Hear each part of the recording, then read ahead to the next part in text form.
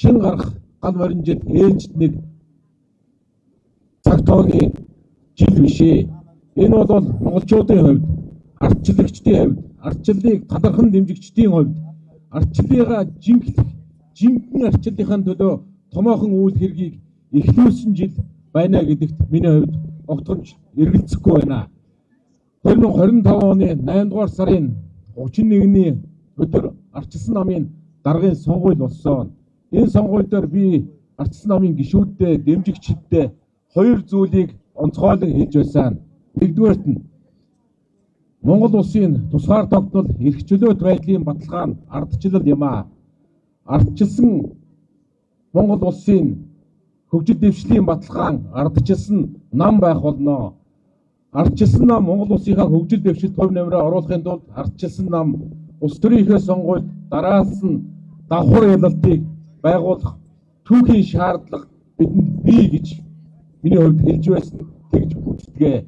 Биднэрт ардчилагчдад ардчилсан намын хувьд 36 жилийн түүхэндээ бид нар дараалж давхар ялах, ардчлалаа баталгаажуулах, бодлогоо баталгаажуулах, амлалтаар ялах, дараа нь ажил хэрэгээр ялах ийм хэрэгцээ шаардлага, түүхийн шаардлага бас биднэрт бий.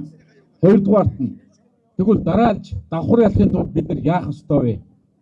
Дараалж давхар ялахын тулд ардчилсан нам илүү зохион байгуулалттай, илүү системтэй, илүү цэгцтэй нам болж, илүү институцлог нам болж хувирах ийм түүхийн шаардлага бий.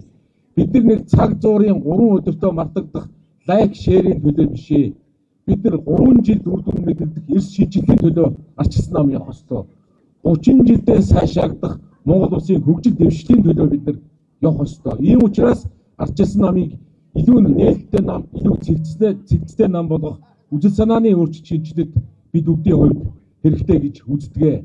Ийм учраас өнгөрсөн цаг хугацаанд өнгөрсөн намын даргаар сонгогдсоноос хойш биүүдэд энэ чиглэлд бас тодорхой ажлуудыг бас хийж ирлээ. Ардчилсан намын дэргэд бодлогын судалгааны байгууллага, think tank байгуулах ажил одоо амжилттай өрнөд ажлын гараагаа эхлээд бодлогын судалгааны ажлууд руугаа орж эхний үр дүнгууд гарч та бүхэнд бас тайлагнах юм боломж бололцоонууд бас бүрдэж байна. Яг та бидний өнөөдөр цуглаж байгаа ардчлалын гэргээ, ардчлалын паспорт олгох ажлыг би бас үжил санаагаа тодотгох, илүү хэдүүлээ ардчлалынхны илүү өргөн том гэр бүлдээ нэгтгэх том үйл хэргийг эхэллээ гэж би боддог. Энэ бол зөвхөн намын гишүүнээ шинжилэн бүртгэж байгаа төдий ажил ерөөсөө биш ээ. Энэ бол дэлхийн ардчлалын гэр бүл илүү бат боттойгоор бид бүгд алхан орж байгаа ийм бас үйл хэрэгээ. Тэгэхээр энэ бүгдийг хийхийн тулд биднэрт олон зүйл шаардлагатай. Биднэрт бас анхаарах зүйлүүд ч бас бий. Ардчилсан намын шинжилсэн дүрм намайг батлагддаг өдөр зэрэг батлагдсан.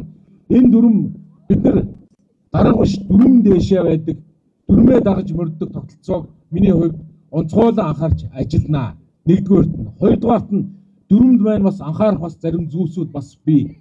Ардчилсан намын дүрм илүү давжаа болж хувирсан. Биднэрт өөртөө чөлөр тавьчихсан олон заалтууд бас энэ дүрмэнд бий. Нэгдүгээрт нь дүрмээ дагаж мөрдөх, хоёрдугаарт нь байгаа дүрмээ дахид цаашид сайжруулах, илүү нээлттэй, илүү өргөн оролцоотой, илүү эрх чөлөөтэй ажиллах бололцоогоо та бид өөртөө авсан юм дүрмийн өөрчлөлтийг миний хувьд бас санал болгож цаашдаа бас ажиллана гэж бодож байгаа. Дараа одоо бидний өрнөж байгаа энэ үйл явц илүү олуулаа болох үйл явцыг мэдээж бид нар зохион байгуулалтаар ингэ хийж байна. Хоёрдугаарт нь 4-р сарын төгсгөлөөр магадгүй бид нар улам илүү олуулаа болгох ардчилсан намын өргөжлөлтийн 2-р шатыг эхлүүлэхэд бид нар ардчилсан намын хэрэглэх газрын зүгээс бас дахиад бэлдэж байгаа. Энийн үжил санааг товчхон та бүхэнд хэлэхэд нэг үндэсний бодлогын хорооны гишүүний цаана мянган хадуу дэмжигч, энэ үжил санааг дэмжигч байдаг энэ тогтолцоо руу бид нар орно.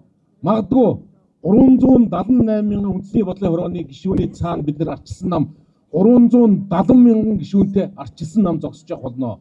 Магадгүй дүрмийн өөрчлөлтөөр бид нар 500 гаруй мянган гишүүнлөө 500 гаруй төлөөлийн байгууллагын гишүүнлөөгөө зорно. Үндэсний бодлогын хорооны гишүүнлөө энэний сонгуулийн босгон дээр ардчилсан намд хатуу саналаа өгөхөөр шийдсэн ардчилсан үжил санааг дэмжигч тээгч 500 мянган гишүүнтэй нам болох зорилгыг бид бүгд бас дараагийн 2-р үе шат болоод тавиад бас ажиллаж байна. Ингээд өнөөдрийн үйл ажиллагаанд хүрэлцэж ирсэн Монголын ардчилсан холбооны төлөөлөл гишүүд анхдагчид та бүхэндээ илүү сайн сайхныг гал морин жилдээ ганцхан дүүрэн байхын ёроолыг өргөе. Гал морин жилд ардчлалынх нь илүү өнөр олуулаа болж гал морин жилд ардчлалынх нь ардчлалын гэргээгээ өөрчлөгчд улам өнөр олуулаа болохын ёроолыг та бүхэндээ бас өргөн дэвшүүлье. Та бүхэндээ сайн сайхныг хүсье.